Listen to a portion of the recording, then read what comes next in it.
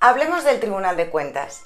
El Tribunal de Cuentas reclama más de 5 millones de euros por la promoción exterior del proceso independentista catalán. Concretamente, la sección de enjuiciamiento ha señalado para el próximo día 29 de junio la formalización de las imputaciones, aunque una de las vocales del tribunal ha manifestado un voto particular expresando que considera que no ha lugar para este proceso.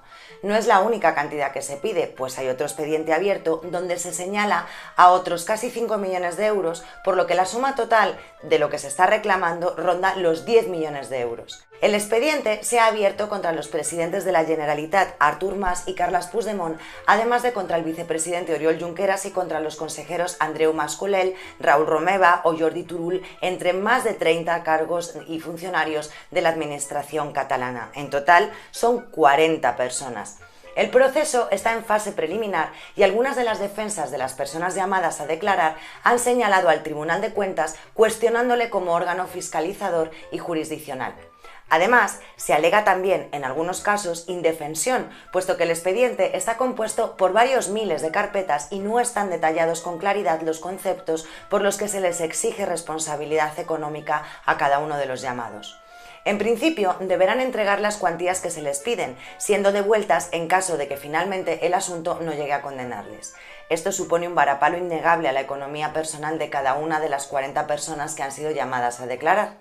El asunto ha sido tan alucinante y tan sorprendente y tan injusto que ha habido un apoyo masivo desde distintos sectores. Por ejemplo, en el caso del Economista ha habido una recogida de firmas internacionales entre las que se encuentran 33 premios Nobel que apoyan y se solidarizan con Mas Colell, por poner solamente un ejemplo, aunque este asunto ya te anuncio que va a traer cola y que posiblemente, como dice el director del Nacional, Pepe Antich, vaya a tener un efecto de bola de nieve. Desde Esquerra Republicana, la eurodiputada Laura Castell ha considerado que esta actuación es un acoso económico ante el Consejo de Europa y ha tachado al órgano del Tribunal de Cuentas de ser un órgano franquista. El gobierno, por su parte, ha afirmado que estudiará cómo librar a los líderes del Procés de las multas del Tribunal de Cuentas. Concretamente, el ministro Ábalos considera que estos cargos son piedras en el camino para el proceso de diálogo con la Generalitat. Precisamente, además, curiosamente llega en el momento en el que se ha puesto en libertad a los presos políticos por la vía de los indultos. Unas declaraciones que dejan claro que el Tribunal de Cuentas no está en absoluto coordinado con el gobierno, sino más bien todo lo contrario, a pesar de que ellos dicen que esto se inició por el Congreso de los Diputados.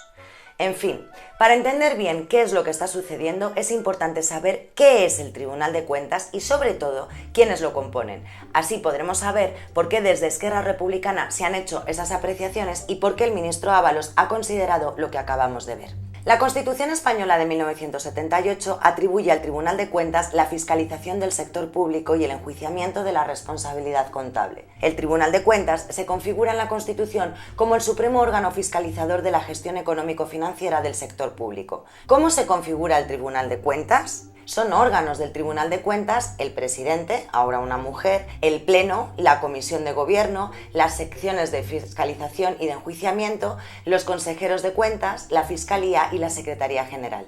El interventor y el Servicio Jurídico del Estado tienen el carácter de órganos de apoyo y de otros órganos que actúan en el tribunal. Los nombramientos de sus cargos han sido muy criticados porque recaen en los dos principales partidos políticos, el PP y el PSOE.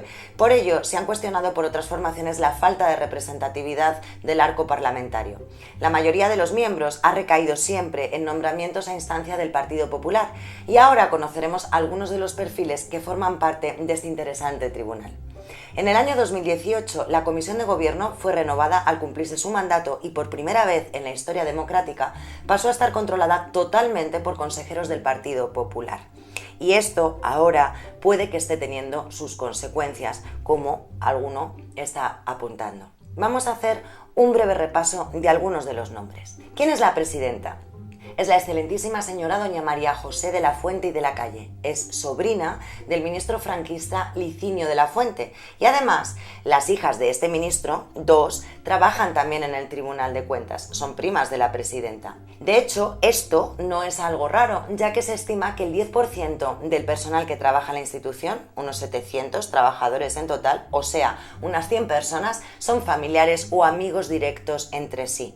el grado de endogamia ha sido denunciado en varias ocasiones. Seguimos con los nombres. Don Javier Medina Guijarro fue nombrado en el año 2012 por la vía del Senado y propuesto por el Partido Popular. 4 sentencias y 2 autos de la Sala de lo Contencioso Administrativo del Tribunal Supremo le han dado la razón al funcionario que le denunció, con lo que impidió que Medina colocara a su hermano en una plaza de subdirector con un excelente sueldo. Pero esto no significó que el hermano saliera del Tribunal de Cuentas, no. Precisamente el hermano sigue trabajando en el Tribunal de Cuentas, pero no es el único miembro de la familia de este señor que trabaja allí, que va. También trabaja precisamente allí la hermana, la mujer y un familiar de la mujer.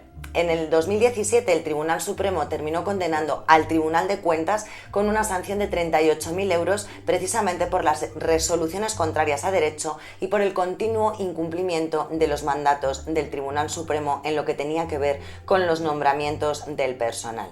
Sí, ya te digo, aquí está trabajando su hermano, la hermana, María Consuelo Medina, su esposa, María del Carmen Higueras, y una pariente lejana de la esposa, María Pérez Michaus. Todos ellos trabajan en el Tribunal de Cuentas. Seguimos.